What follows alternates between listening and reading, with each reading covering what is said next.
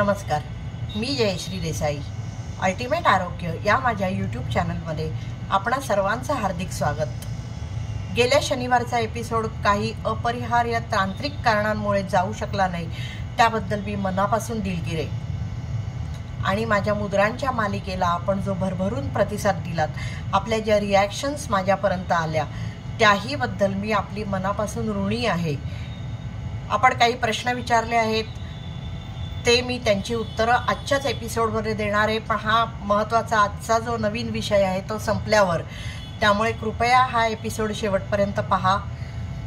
खरं तर मी आधी 2 एपिसोड मुद्रांची मालिका सुरू केली तेव्हा असं घेतले होते की मुद्रा लावताय मग हे माहीत असायला पाहिजे अशा स्वरूपाचे. ते जर आपण बघितले नसतील तर ते कृपया बघावेत, म्हणजे आपल्या बऱ्याचशा शंकांची उत्तरं तुम्हाला मिळतील. आणि आजही काही शंकांची उत्तरं मी तुम्हाला देईन. पण आज आपण एक अत्यंत प्रभावी आणि अत्यंत सोपी अशी पद्धत सुरू करणार आहोत. ही एक पर्यायी उपचार पद्धती आहे, पण ती जपानी लोकांची आहे आणि तिचं नाव आहे जिनशिनजुत्सू. आता या नावावरून कदाचित काही कळणार नाही, पण मी जर तुम्हाला असं म्हटलं की अवघ्या 5 मिनिटात तुमच्या डोक्यावरचं काळजी, चिंता, भीती, राग या सगळ्याचं ओझं, दुःख कमी करणं शक्य आहे, तर तुमचा विश्वास बसेल. पण खरंच हे शक्य आहे. अवघ्या 5 मिनिटात कितीही तुम्ही अशांत असलात तरी शांती मिळवणं, मन शांत करणं तुम्हाला शक्य आहे. असं जर मी तुम्हाला सांगितलं तर तुमचा विश्वास बसेल, बसायला हवा, कारण ही पद्धत जी आहे ती तितकीच प्रभावी आहे. तुमच्या असं लक्षात आलं असेल की ज्यांनी तो एपिसोड बघितला नाही त्यांनी जाऊन बघा. पण मी टाळ्या वाजवा हा जो एपिसोड केला होता, टाळ्या वाजवा आणि फिट राहा, ज्यांनी तो बघितला नसेल तो आवर्जून जाऊन पहा. ती आपल्याकडची पद्धत आहे की आपण टाळ्या वाजवतो, म्हणजे हा एरिया जो आहे तो ॲक्टिवेट करतो.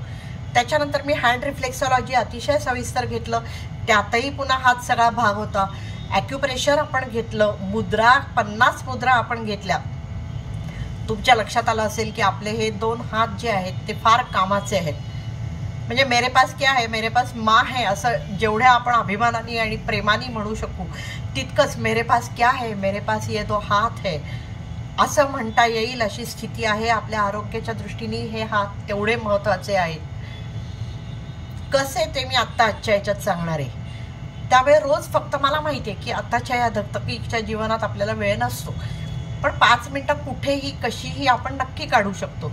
आणि ती काढून जर आपण आपल्या मानसिक समस्या सोडवू शकणार असू आणि त्याचा परिणाम म्हणून आपल्या शारीरिक समस्या कमी करणं शक्य असेल तर आपण ते करायला हवे. त्यात काय करायचं, मी मागेही मुद्रांच्या वेळेला काही एपिसोड्समध्ये असं सांगितलं होतं की आपल्या वेगवेगळ्या अवयवांमध्ये वेगवेगळ्या भावना स्टोअर्ड असतात.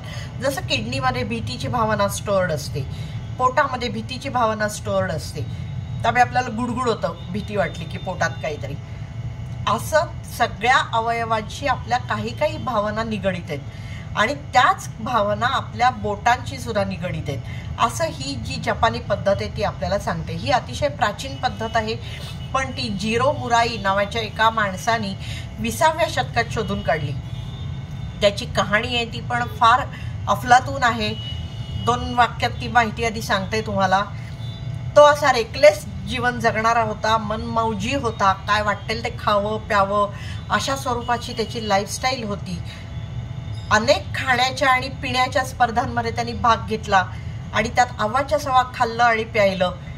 त्याचा परिणाम असा झाला की 26व्या वर्षी तो अत्यंत गंभीर आजारी झाला आणि डॉक्टरांनी जे आधुनिक मेडिसिन आहे त्यांनी असं सांगितलं की आता आमचे हात टेकले, आम्ही तुला काही याच्यातून बरं करू शकत नाही. मग तो आता फ्रस्ट्रेट झाला. तो डोंगरात राहत होता. तो त्याच्या केबिनमध्ये जाऊन, म्हणजे त्याच्या घरी जाऊन तो पडून राहिला. त्याला उठताही येत नव्हतं. मधनच शुद्ध यायची, मधनच बेशुद्ध व्हायचा, अशी त्याची स्थिती होती. त्या अवस्थेत, त्या अर्धजागृत अवस्थेत त्याला काही मुद्रा दिसायला लागल्या. तर नाहीतरी त्याच्या हातात काही उरलंच नव्हतं गमवायसाठी. त्यांनी पडल्या त्या करून बघायला सुरुवात केली आणि 7व्या दिवशी त्याला मिरॅक्युलस हिलिंग, त्याची मिरॅक्युलस सुधारणा त्याच्या तब्येतीत झाल्याचं त्याच्या लक्षात आलं. मग तो ह्या आणखीन शोधात जायला लागला की ह्या मुद्रा, या जपानी मुद्रा, आपल्या मुद्रा नाहीत, या जिनशिनजुत्सू ही जी मी पद्धत सांगितली त्यांच्या मुद्रा, त्यांच्या 8 मुद्रा आहेत.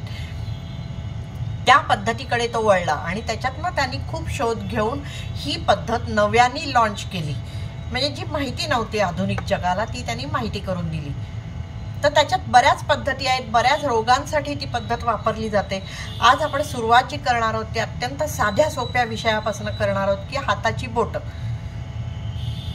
हे जे बोट आहे ह्याच्यात आपल्या सगळ्या काळजा, चिंता या बोटात आपल्याला स्टोर्ड आहेत. हे जे बोट आहे ते भीतीचं बोट आहे. हे जे बोट आहे मधलं ते राग या बोटामध्ये आपल्याला सामावलेलं आहे. हे जे बोट आहे अनामिका ते म्हणजे दुःख.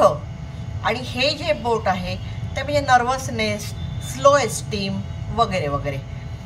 तर आपल्याला जर आता मला खूप काळज्या वाटत आहेत, खूप चिंता आहेत मला, तर मी काय करायला पाहिजे? तर या पद्धतीप्रमाणे मी फक्त 5 मिनिटं, खरं तर त्यांचं म्हणणं आहे 1 मिनिटं, पण 5 मिनिटं ठेवलं तरी हरकत नाही. त्यांच्या म्हणण्याप्रमाणे 1 मिनिटं ठेवलं तरी पुरे. 1 मिनिटं हे बोट असं धरून ठेवायचं.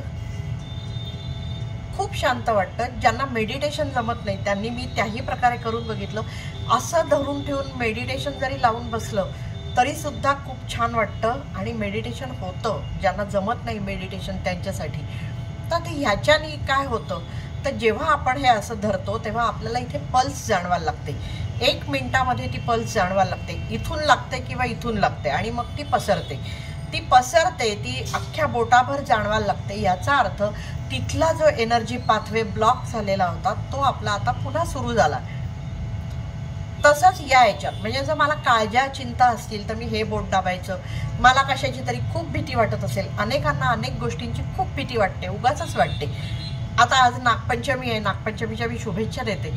पण अनेकांना असंही वाटतं की नागपंचमी आहे, मग मला नाग येईल का, तो माझं काहीतरी वाकडं करेल का, माझ्या पूर्वजांनी कोणीतरी नागाला मारलं असेल का, मग त्याचा मला या जन्मी काही त्रास होईल का, मग कालसर्प दोष सांगितला जातो. अशा कोणत्याही प्रकारच्या ज्या भीती आपल्या मनात असतात, हीच नाही अनेक प्रकारची भीती मनात लोक बाळगून असतात. ती भीती जर घालवायची असेल तर हे बोट जे आहे ते असं 1 मिनिटं धरून ठेवायचं. राग शांत करायचा असेल तर मधलं बोट, दुःख घालवायचं असेल, दुःख कमी करायचं असेल, कोणत्याही कारणाने जर तुम्हाला दुःख झालेलं असेल ते जर कमी करायचं असेल तर अनामिका. आणि जर नर्वसनेस असेल, लो सेल्फ एस्टीम असेल की मला आत्मविश्वासच नाही आहे मी काय करते याचा, तर त्याच्यासाठी करंगळी. अशा तऱ्हेने ही 5 बोटं म्हणजे ही 5 मिनिटं झाली. आणि पूर्ण मन जर शांत करायचं असेल, स्ट्रेस फ्री व्हायचं असेल तर तळव्याच्या मध्ये मी तुम्हाला फोटोही दाखवते, त्याच्यामुळे तुम्हाला कळेल.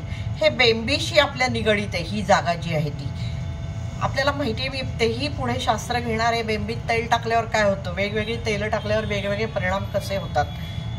त्याच्यामुळे पण तुम्ही एपिसोड लाईक, शेअर आणि सबस्क्राईब करणं गरजेचं आहे, कारण खूप उपयुक्त माहिती मी घेऊन येणार आहे.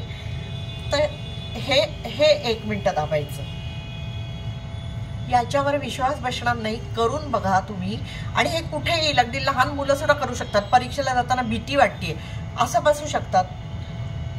आता ह्याच्यावर संशोधन झालं नाही, पण लहान मुलं अंगठा चोखतात. त्याच्याने त्यांना काय होतं, या लहान मुलांवर संशोधन झालेलं नाही तसं. पण आपण जे म्हणतो की चिंता, काळजी, आता मुलांना कसली आली चिंता आणि काळजी, पण त्यांनाही काहीतरी फील गुड फॅक्टर ह्याच्याने होत असेल म्हणून ते मुलं हे असं करतायत. तर या प्रकारे ही 5 मिनिटं, ही 5 मिनिटं, हे जर शक्य झालं नाही तर फक्त ही 5 मिनिटं आणि हा 1 मिनिट असं जर केलं तर आपल्या डोक्यांवरचं हे चिंता आणि याचं ओझं कमी करणं शक्य आहे. याच्या मागचं सायन्स काय, तर जे मी मुद्रांमध्ये सांगितलं की एनर्जी पाथवेज आहेत, नाड्या, 72,000 नाड्यांमधनं प्राण फिरतो.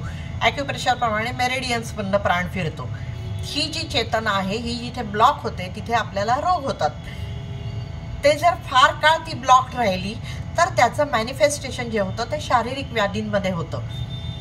ते जर व्हायला नको असेल तर सतत लहानपणापासून करायचा हा उपाय आहे की ज्याने आपल्याला शाश्वत आरोग्य लाभू शकतं. आता आपल्याला व्याधी झालेल्या असू शकतात या वयापर्यंत, त्या दूर करायचंही हे जर नियमितपणे केलं आपण तर आपल्याला ते शक्य आहे. याच्यात होतं असं की ह्या बोटांना एनर्जी कुठून मिळते, या पाममधनं मिळते, तळव्यामधनं मिळते. म्हणजे हे झालं समजा हा लेक, इथून ही हे जाते, एनर्जी जाते, स्प्रिंग सारखी ही तिथे जाते आणि ती परत कुठे येते, इथेच येते. मुद्रांमध्ये आपण हे शिकलो की जे इम्पल्सेस, इलेक्ट्रिकल इम्पल्सेस बाहेर गेले असते ते आपण मुद्रांच्या माध्यमातून उलटे वळवले आणि मग ते शरीरात आतमध्ये शिरून आपले ते जिथे जिथे ब्लॉकेजेस आहेत ते दूर करतात। याच्या मागे एक्झॅक्टली हे शास्त्र आहे।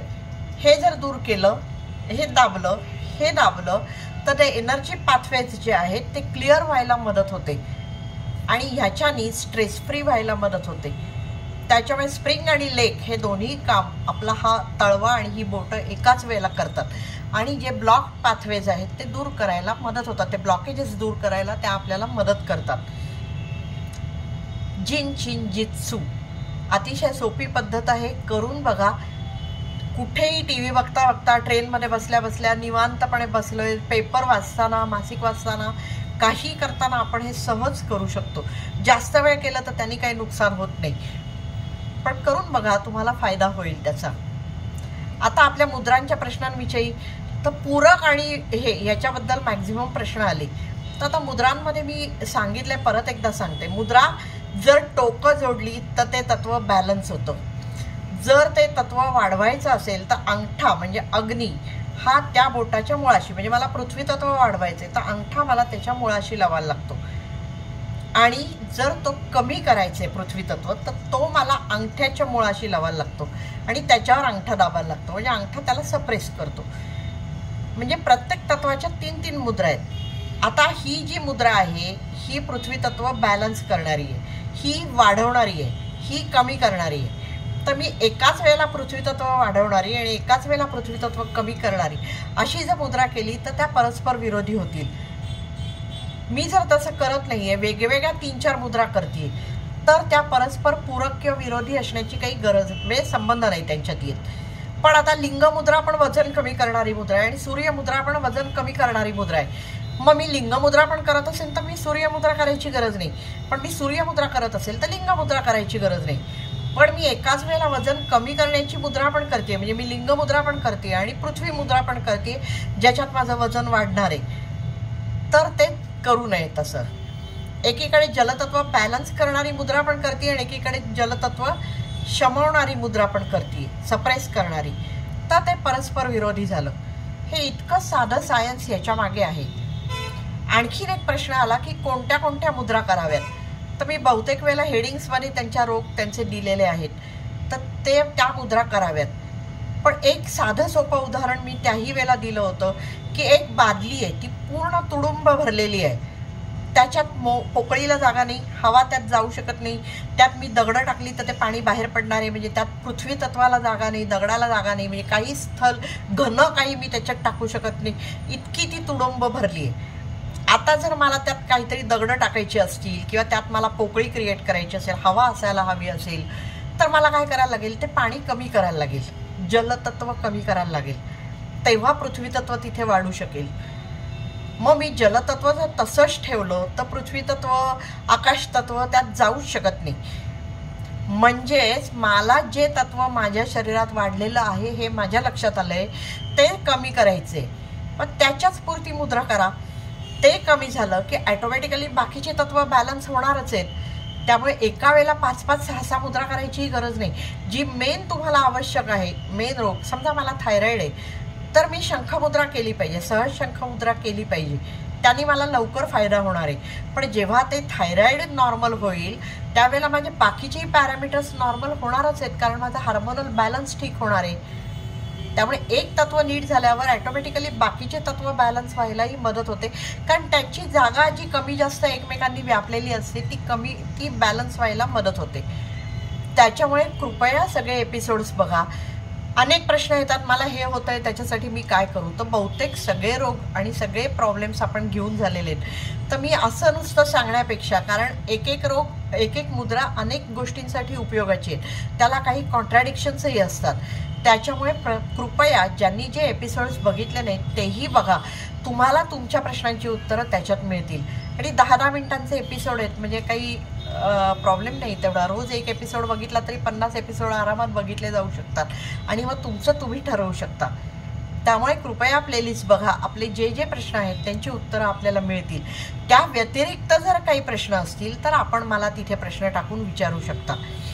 पण वेगवेगळे रोग मी ऑलरेडी घेऊन झालेले आहेत, त्यामुळे ते पूर्ण एपिसोड शेवटपर्यंत बघा अशी मी तुम्हाला विनंती करते.